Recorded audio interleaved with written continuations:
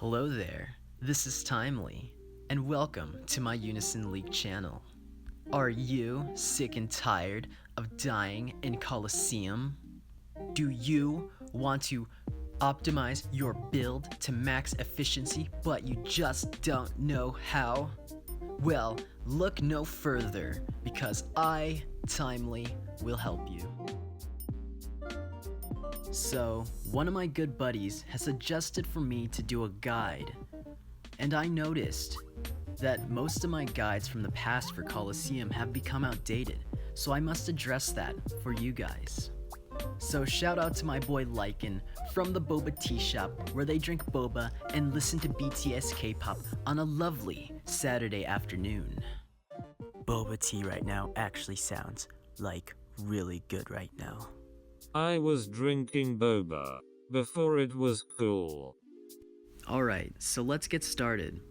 So, back in the day, people didn't really have the offenses to abuse piercing moves. But now, everyone has like 250k attack and 250k magic attack to actually dish out some real damage. So preferably, you're going to want to have nulls in your main slot. Could be both physical, could be both magical, or could be one of each. It is really up to you. It comes down to preference, really.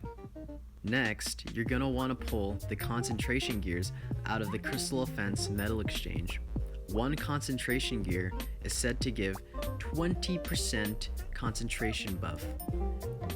Now this concentration buff adds on to the proc rate in your main slots. So one null gear at skill level 5 in your main slot gives a 15% proc rate. Now with your concentration gear, that could go up to 35%. That is a 1 in 3 chance of proccing, which is pretty decent, but eventually you're gonna want to pull the second concentration gear out of there to up that to 55%. After that, you're going to want to really focus on your nulls and max infusing them to skill level 7. At skill level 7, your nulls will be at a 25% proc rate. Now at 2 concentration gears, that would go up to 65%, which is actually really high. To get that kind of proc rate without concentration gears for damage downs, you would have to wear 2 damage downs in your main slot and then wear 6 of them in your sub slots, 6 or 7 of them in your sub slots. So you would have to invest that much just to get that kind of proc rate. So it's crazy that 2 concentration openers and 1 gear in your main slot can get that kind of proc rate for the first 30 seconds. It's really overpowered, guys. So it's something you should strive to get in the future. It'll help you out in the long run for sure. And then if you want to go even more crazy, you could max infuse your concentration gears at skill level 6 and 7. It goes up 1% per skill level, so you could get a 22% concentration buff for each gear. That would up your proc rate in total to 69%. Now that is ridiculous, guys, because getting any of your procs to get above 70%, you hit this threshold of diminishing returns, and it becomes very hard to increase your proc rate after that. So getting your null gear to hit that cap where you hit diminishing returns is extremely broken for the first 30 seconds, and you're going to proc almost all of the time. People are not going to want to attack you. So moving forward, let's start talking about the other openers. So we have our ward opener, our regen opener, and our health boost opener. Ward opener is easily the best opener for the other opener category. Ward opener lets you survive against one attack that can potentially KO you. Now this is extremely important because if you're losing a Colosseum match, it is said that in the special rules where if the team with the lower BP builds Unison gauge much quicker than the other team. Now, say if you're one of the last people left alive and you still have your ward opener active, the chances of you getting full unison are much, much better. Say you take one attack, one devastating attack that gets you at 1 HP to pop your ward, you can get a ton of unison just from that attack. And because you guys are losing because you have less BP, and then you can retaliate with your unison when you get full. You'll see that most of the time in a lot of Colosseum matches where there'll be 4 people left alive on the other team, there's 1 guy left alive on the other team, and he ends up getting full unison like really fast, and then he ends up throwing a Croit to Croit smash you and slap that Croit button and get you all to retire. So ward opener is really, really important for building unison in my opinion.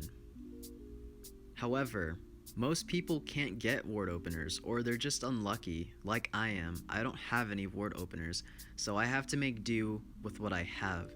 I have 2 regen openers, and that's what I wear. So with 2 regen openers, I usually just guard through piercing attacks, and then I heal over that and get back to full HP.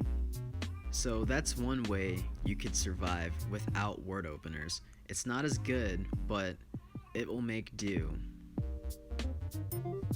So preferably, you'd want to have 1 ward opener and then 1 regen or health boost opener. God, that's like a tongue twister. Health boost. Say that like 3 times fast, right?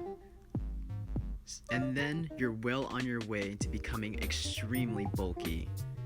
So now that you have your openers on and your nulls on, you still have other subslots to fill.